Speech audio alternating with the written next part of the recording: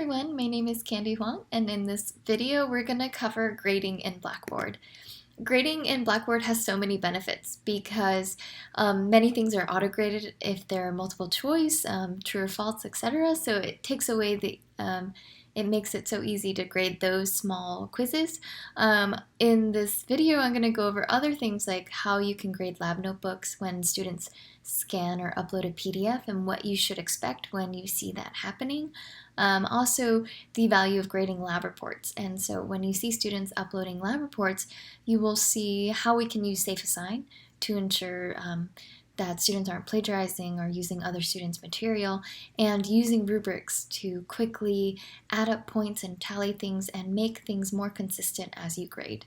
So let's go ahead and get started by going to Blackboard and then going to Full Grade Center. Okay, so as previously described before, I've grayed out my students' names over here. You want to go to your lab section, right? We have another video on how to set up these lab sections, but you want to click on your lab section so that you can grade just those individuals that are in your course. So once you're there, you can see the grades that are available for that student. Usually what happens is sometimes quizzes are auto-graded, but sometimes you'll see a yellow icon that looks like this. And what that means, typically that occurs when a student is on time, but they just submit their quiz like 30 seconds late. And so Blackboard automatically is like, oh, this is late, so therefore it doesn't grade it. So what you can do is just view the attempt, and Blackboard will tell you if which questions are correct or not, and so you just have to manually tally and then put in that grade by going here and putting that grade in. So if you click on it, this is what you end up seeing. You see the student, you also see when they started and when they stopped their quiz, and so based on the timing you can say, oh, okay, they only went a few minutes over and that's why it's late. If you have students that need to take a quiz outside of the due date range, it'll also show up as late. There's not really much wiggle room we can do for that, but if there are accommodations set in place where students can continue taking the quiz, you want to also give them that correct score. So here is, you can see everything is correct, so you can do an override grade as I showed you before. Okay, so if you see this yellow cursor warning, it just means that they might have entered it, a few minutes late or something like that. Okay, so that's the typical glitch that you see with quizzes. So lab quizzes are auto-graded, so there should already be a numerical grade in there, but lab notebooks will not appear auto-graded, right? And so what you'll see is that yellow icon under all of these lab scores instead of numbers. And so what you can do is click here and then go to attempt.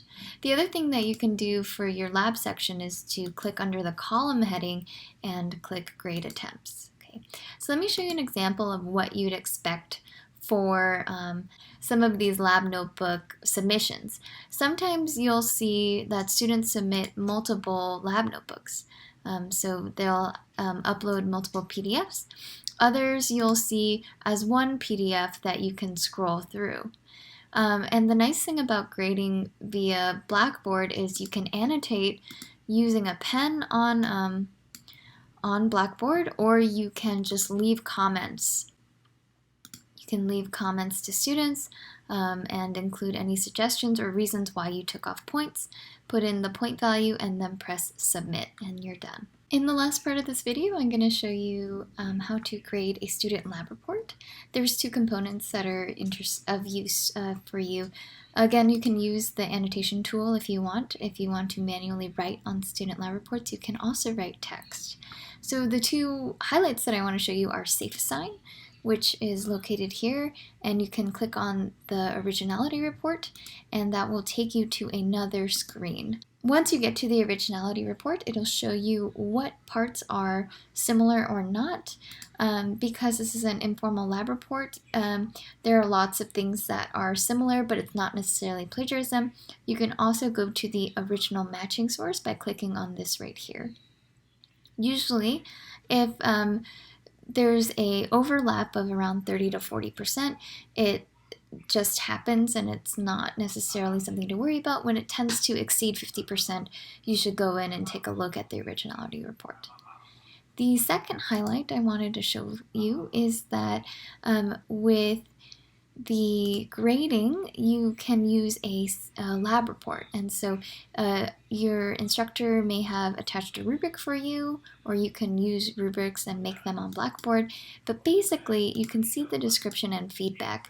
And so you can generalize categories based on how you grade lab reports, and you can click on whether they met those goals, whether they kind of met those goals, they're on their way to being right on track, and they did a proficient job. And so what's great about this is you can provide additional feedback. Students can see exactly what they're getting wrong or right. The rubric tells them how they can improve for the next time.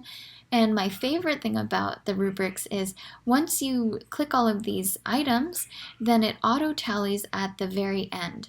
So it auto tallies here, and if you wanted to take like an additional half a point or a point off for minor things that may have not been included in the point scale of the rubric, then you can adjust accordingly, put in your points, save the rubric, and then press submit. This really helps with grading. It is very expedient and it helps you be consistent.